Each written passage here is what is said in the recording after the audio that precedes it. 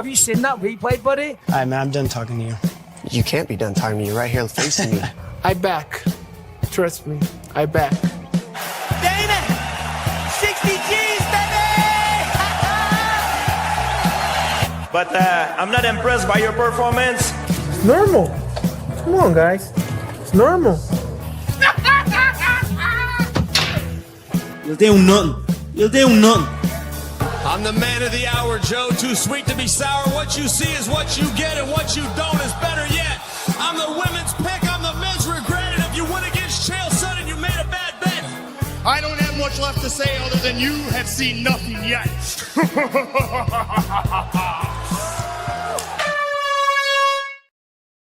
What's happening, Fight Week Show fans, Fight Week Show people? Then we are back with another episode of the preview of this Vancouver card. And yes, I'm riding solo today. I'm riding solo on this card. Maybe McDane might join me before the card's done. Yeah, he's got family matters going on right now. So big up to everybody that's watching us live, whether you're watching on playback as well. Salute to every single one of you. This Vancouver card, man. It's all right. It's all right. You know what I mean? I ain't really too high on it. But you know what? Beggars can be choosers. I fucked up with my picks last week. McDane ain't let me hear the last of it yet. Yeah, man. I've been dealing with that shit. You know what I mean? But we're here. We're here. Salute to JPL Hooper. Big up yourself, brother. Salute. Yeah, we got this Vancouver card. It's all, the cards are all right, you know what I mean? Especially the main event. But if there's a fight that I'm really looking forward to on there, I'll probably say the Frivola and maybe Frivola Kaunes, because I want to see Frivola fight Danny Barlow as well. You know, that's gonna be a good fight. Charles Jourdain, the Charles Jourdain fight is it's gonna be. There's a couple fights on there, you know what I mean. But I'm not really too gassed about this card like that, man. I'm waiting on the next one though. The next one's gonna be the big one, you know what I mean. That's the card that we're really waiting on. But we're here to talk about the Vancouver card. And before we go right ahead, I'm gonna pull up the table so everybody can see where man's at on the table. I'm 6 points behind McDane. God damn it. Is it 6 points? No shit. That's 7 points. That's 7 points behind McDane. For some reason, you know, mirror in the ceiling moments. I forgot to put my picks in. I left the road wide open for McDane to drive on now. So I got some catching up to do. And one of the reasons as well I put it down to, we didn't do a show. We didn't do a show for last week, so I that shit just slipped my fucking mind. It's an expensive mistake. Believe you me, people. It's an expensive mistake. We've got 8 cards to go, and I got 7 points behind him. That could be a point a card, even if I'm on a consistent bit of catching him point by point. That shit's gonna be difficult. We might take it to the wire, or I might even just drop further back. So there's no telling what could happen here. There's no telling what could happen, man. But yeah, I'm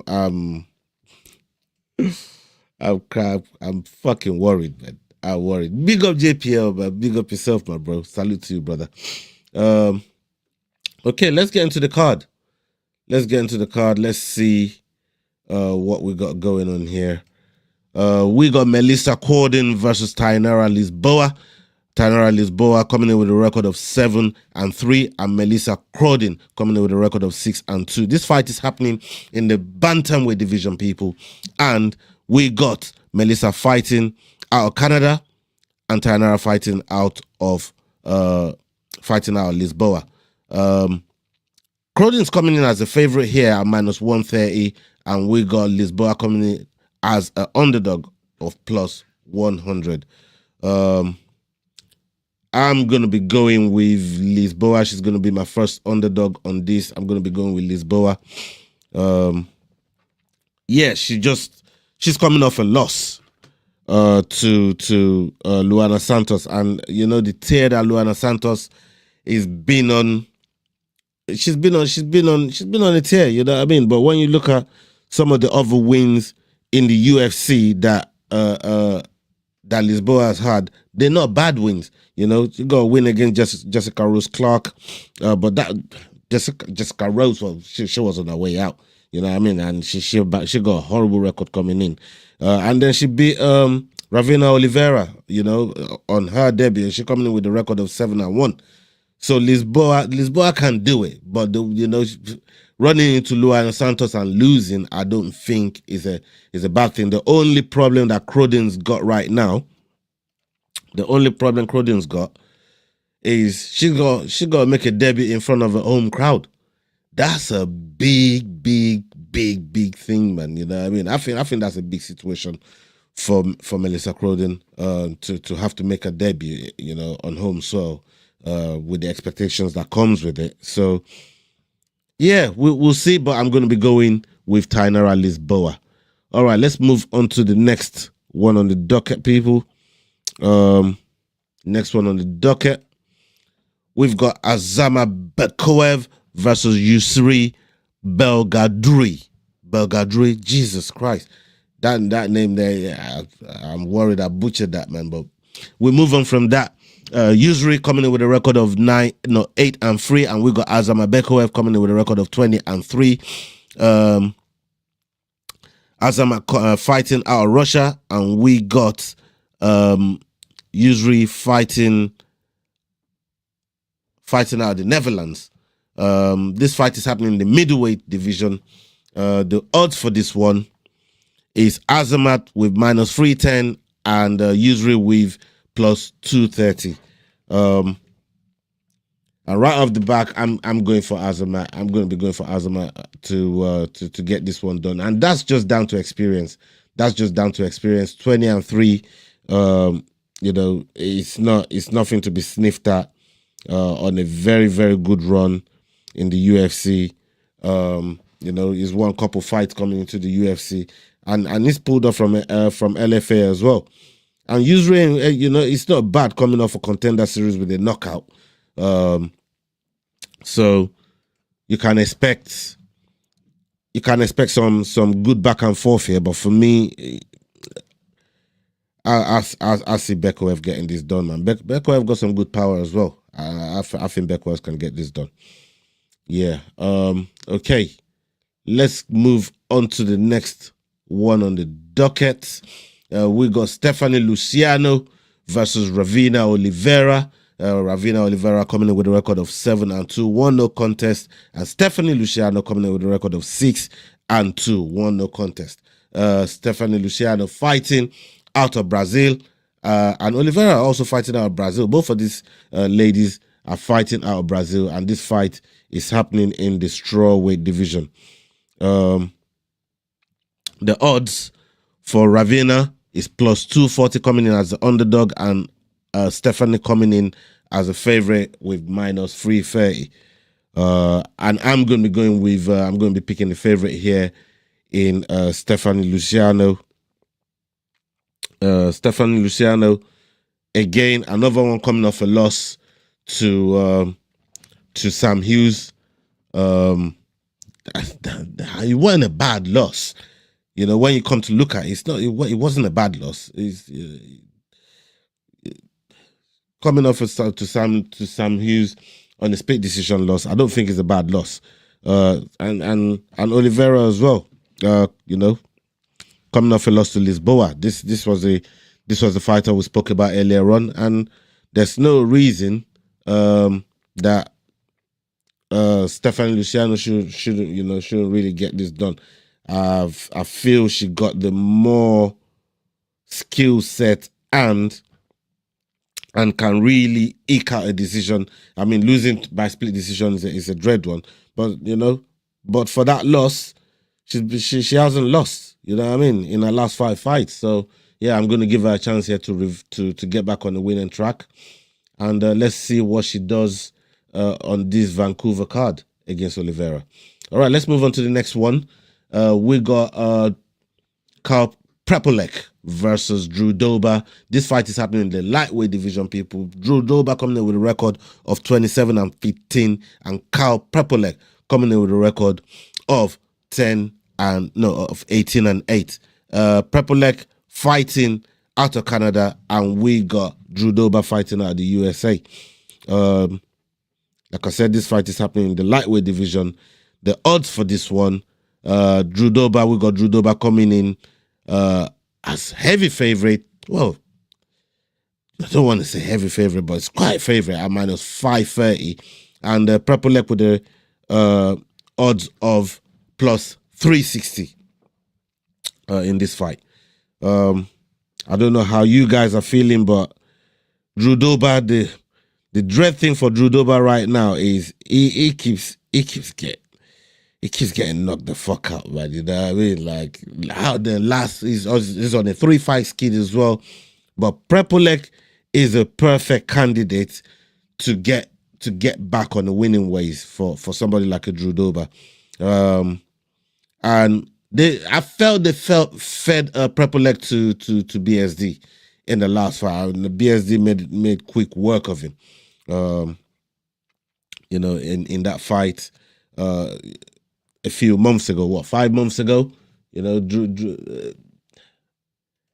I think Drew Dober needs this win more than Prepolek. Coming in here into this fight on a 3-fight skid. I think he's teetering.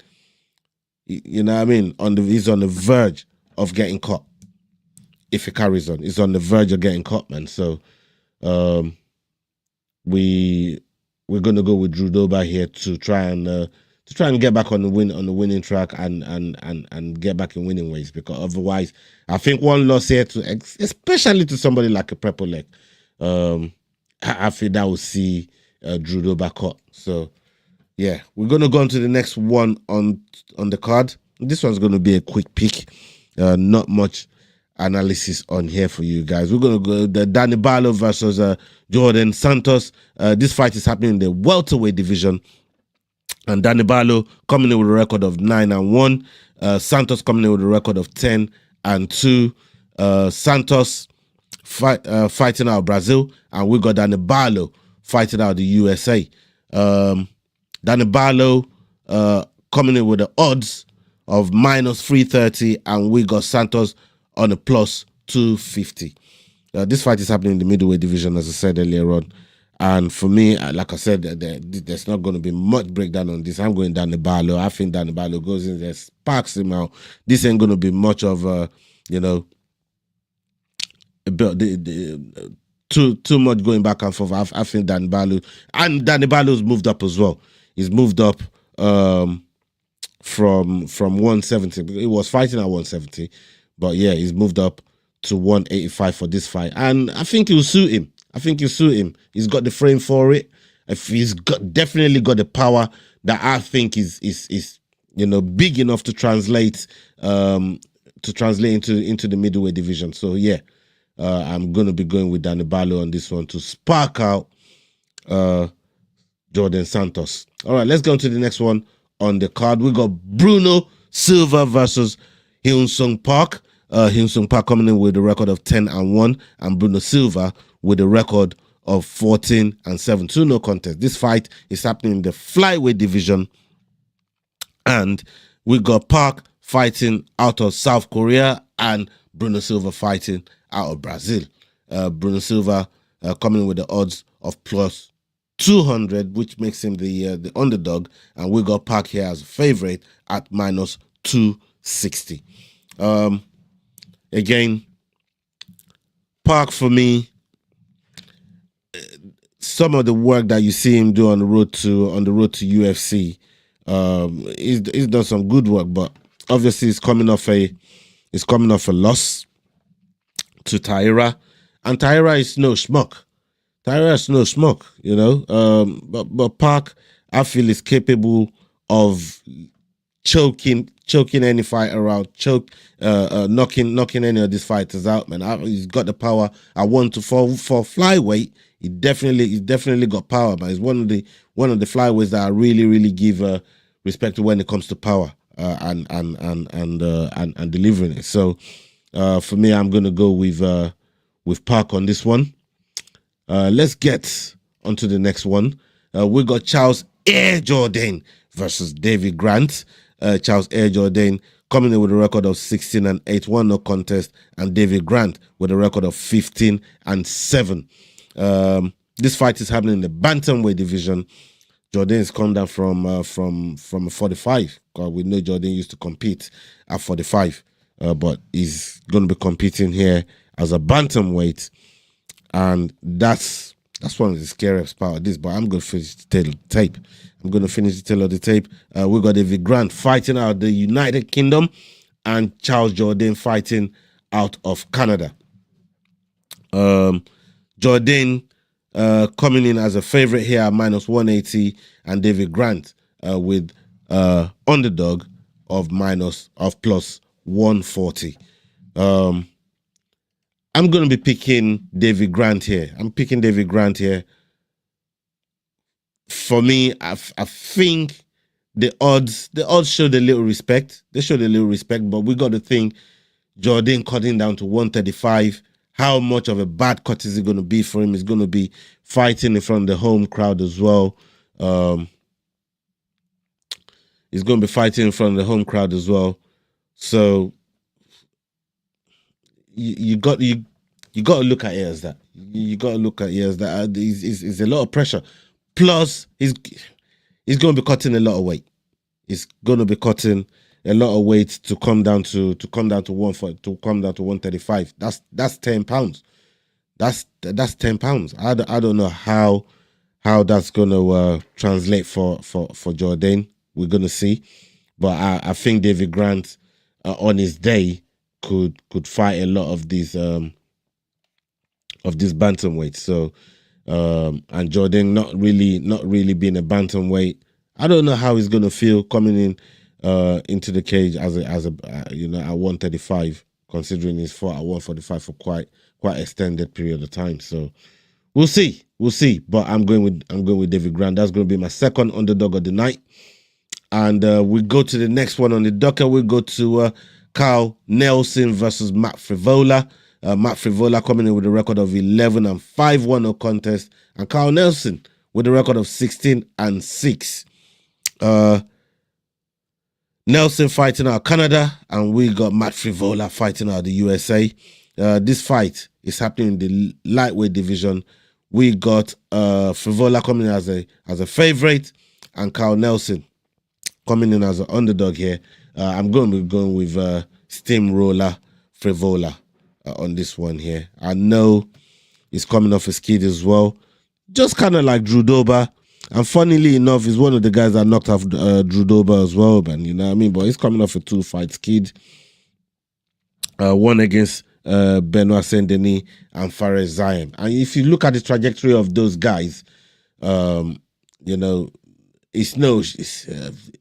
no shame losing to them. It's how we lost to them. You know what I mean? It's the knockout. It's the heavy fucking knockout as well, especially the BSD one. That one there was absolutely horrendous.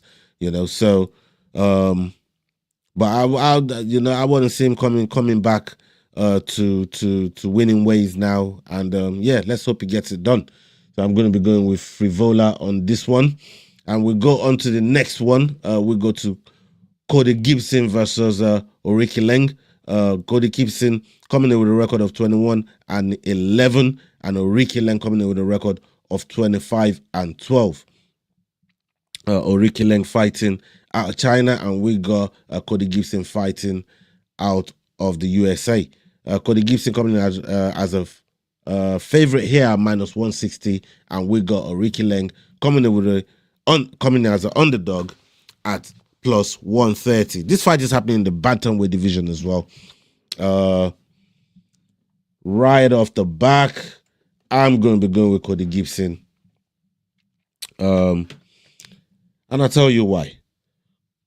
Cody Gibson is a relentless son of a gun. He just keeps going and fighting. Having that fight there with Damon Blackshear, it didn't really do him any justice. He didn't really do him any justice. But I think Cody Gibson can really go in there and get this done against Oriki Leng. Oriki Leng coming, I mean, how old is Oriki Leng now? Right, he's gonna be 33. So, you know, he's got mileage though. That's the thing. That's the thing with Oriki Leng, man. He's got mileage, 25 and 12. And he's just one of those fighters you don't know what you're gonna get from. Sometimes you get a win, lose, win, draw, win, lose. You know, so I think I'm gonna give Cody Gibson a chance here to go and get this done. And I see a 29-28 decision. Yeah, I'm gonna go for 29-28 decision here for Cody Gibson. So if you guys want to put some change on a over 2.5 rounds, I think that's a good shout for that actual bout. I'm gonna be putting some coins on that. Okay, we got Manon Fiorot versus Jasmine Jasudavicius. Jasmine Jasudavicius coming in with a record of 14-3, and Manon Fiorot coming in with a record of 12-2. Manon fighting out of France, and we got Jasmine fighting out of Canada. This fight is happening in the flyweight division, and Jasmine coming with as a plus 200 underdog, and Manon Fiorot coming in as a plus 260 favorite. For me, I'm gonna be going with Jasmine here, man. I mean, it's crazy not to go with Jasmine here as an underdog. Matter of fact, I'm gonna give you right now. She's gonna be my dog of the week as well, man. Picking her as my dog of the week right off the back. She's fighting on home, so she's on a bloody tear. And look, I have mad respect for Manon Fiorot. You know, she's been in there with the best, or somebody that I regard as the best, in Valentina Shevchenko. But at the same time, I've got to show respect to Jasmine here, man. The sort of wins that she's been putting together, very, very impressive wins as well. Submitted Jessica Andrade, who's been in championship bouts before. Mero Bueno Silva got decision win over her, who's also been in championship fights. You know what I mean? Ariana Lipski dust her out. You know, all these fights are all in the last year. She's been absolutely busy. This is going to be her 4th fight of the year. That's how busy she's been. So I don't think anyone's slowing her down. And look, Manon Fiorot, she's tough. You know what I mean? She's one of those fighters. You know, she took Shevchenko to a decision. I think this fight's gonna. I don't see a finish here. I see a decision here. I don't see a finish. But I think Jasmine definitely turns it on as the rounds go on. So Jasmine for the win here. That's my 3rd underdog. And on top of that, that's my dog of the week. Okay, we'll go to this one here. Marlon Chiovera versus Ayman Zahabi. Ayman Zahabi coming in with a record of 13-2. And we got Marlon Vera with a record of 23-10. 1 no contest. Marlon Vera fighting out of Ecuador. And we got Zahabi fighting out of Canada. Zahabi coming in with a odds of -140, and Marlon Vera coming in with plus 110 as an underdog. That's crazy. I mean, the experience that Marlon Vera got in the sport to make I don't know, to make him an underdog in this fight. I mean, look, Zahabi, this guy got experience. He's got good trainers around him. You know what I mean? They got that GSP connect, and you know, they're a real student of the game. They're a real student of the game, but Marlon Vera, man. I mean, let me check this out real quick. Let me look this up real quick. When you look at, oh yeah, Marlon Vera coming off a skid as well against all right, okay. I can see why the odds are slightly skewed against Vera here. And that's coming off them 2 losses, but you got to look at the 2 people that is lost to as well.